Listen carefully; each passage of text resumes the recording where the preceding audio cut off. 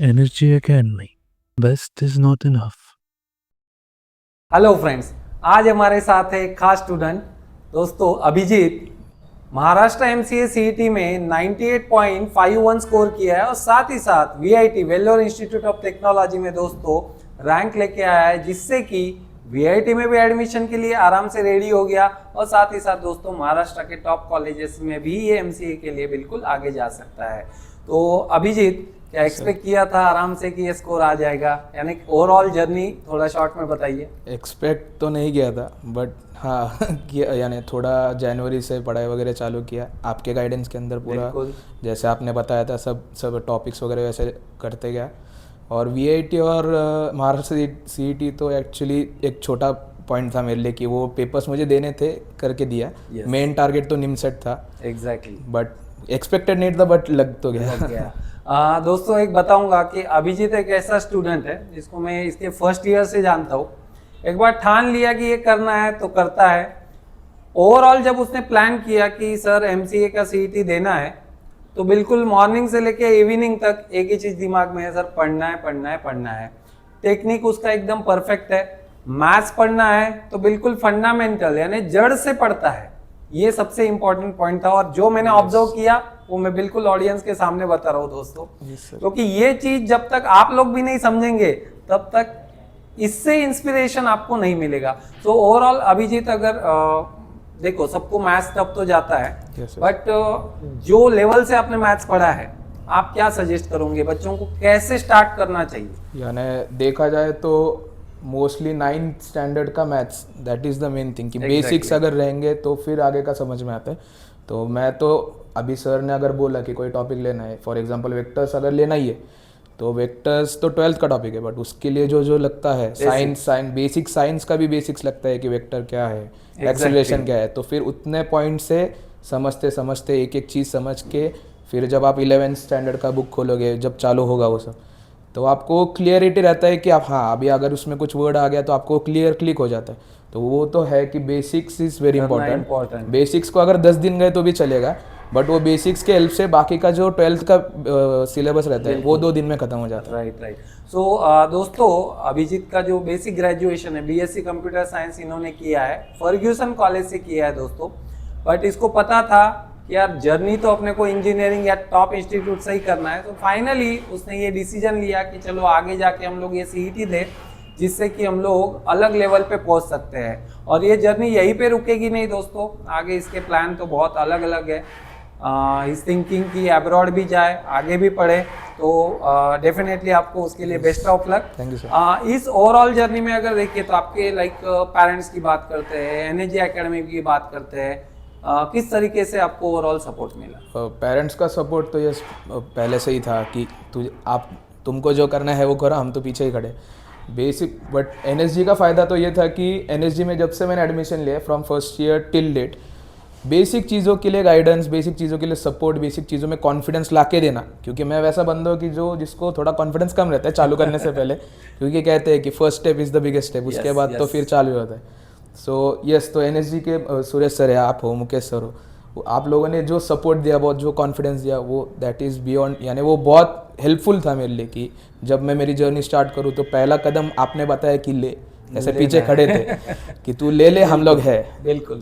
तो एनर्जी का तो बहुत डेफिनेटली अभिजीत के भी एफर्ट्स उतने ही है, क्योंकि मैंने पहले ही आपको कहा कि अभिजीत ने एक बार ठान लिया ये चीज करना है सर, बिल्कुल करना है, और बेसिक से वो चीज करेगा, और गाइडलाइन जिस तरीके से उसको दी है उसने बिल्कुल फॉलो किया है, तब जाके दोस्तों आज हम लोग बात कर रहे हैं। अभिजीत, आज के टाइम में क्या हो गया है कि ये जो बच्चे ग्रेजुएशन कर रहे हैं, जैसे बी टेक ना कर पाए तो डेफिनेटली बीएससी कंप्यूटर साइंस करेंगे, तो ये लेवल पे रुक जाना ठीक है क्या? बीएससी कंप्यूटर यानी प्लेसमेंट आसानी से हो जा रहा है क्या कॉलेजेस में? जितना मैंने अब भी ऑब्जर्व किया है, बीएससी कंप्यूटर साइंस के लिए मैं खुद सेकेंड ईयर से देख रहा था जॉब्स वगैरह, कितने पैकेजेस रहते हैं कॉलेज के ऊपर भी, कि आप कौन से कॉलेज से कर रहे हो नहीं कर रहे हो मैटर करता नहीं करता, दैट इज़ अलग पॉइंट। बट मैंने जितना देखा, highest package you can get after BSc computer science is around 6 lakhs, उसके आगे तो कुछ नहीं है, मतलब रास्ता बंद ही है। 6 lakhs ही है मिनिमम। बराबर है। एंड जब मैंने मास्टर्स के बारे में देखा, सो आई ऑलरेडी सेड कि मैंने निम सीटी टारगेट किया था। So I basically thought about NIT की कोई भी एवरेज लेवल भी एनआईटी हो तो उनका average package is around 10 lakhs। Right, और हाईएस्ट पैकेज डिपेंड्स। अब भाई अगर मैंने लिया था NIT ट्रिची ड्रीम, बराबर। तो वो कॉलेज का मैंने हाईएस्ट पैकेज देखा था अराउंड 50 to 60 lakhs के बीच में। राइट, मतलब इंस्टीट्यूट भी मैटर करता यस, है। तो अगर आपको ये है कि 6 लाख से चालू करो एंड देन एफर्ट्स लेके आगे बढ़ो, then that is a way. But अगर आपको, मैं तो सजेस्ट करता हूँ कि 2 साल और पढ़ाई कर लो, 3 साल और पढ़ाई कर लो एंड सीधा एक बड़ा ही जंप मार बड़ा ही दो। जंप मारो। मतलब भाई अगर इफ यू आर सेटिस्फाइड कि ग्रेजुएशन कर लो और यहीं पे रुक जाओ, तो फिर वही है 6 लाख 8 लाख पे आपको रुकना है। लेकिन अगर आपको आगे बढ़ना है दोस्तों, तो आज आपको BE BTech के इक्विवेलेंट कम से कम आना पड़ेगा, उसी लेवल का कंपटीशन मार्केट में है। तो ओवरऑल देखा जाए तो लाइक डेली रूटीन आपका फिर कैसा रहता था इस ओवरऑल, लाइक पढ़ाई कब करते थे, कैसा रूटीन था, कुछ एक्स्ट्रा एक्टिविटीज भी थी आपकी लाइक? हाँ, डेली रूटीन तो मोस्टली यही रहता था, सुबह उठो 8 बजे, घर में सब कुछ तैयार वगैरह होके क्लास को आ जाओ अराउंड 11 o'clock तक।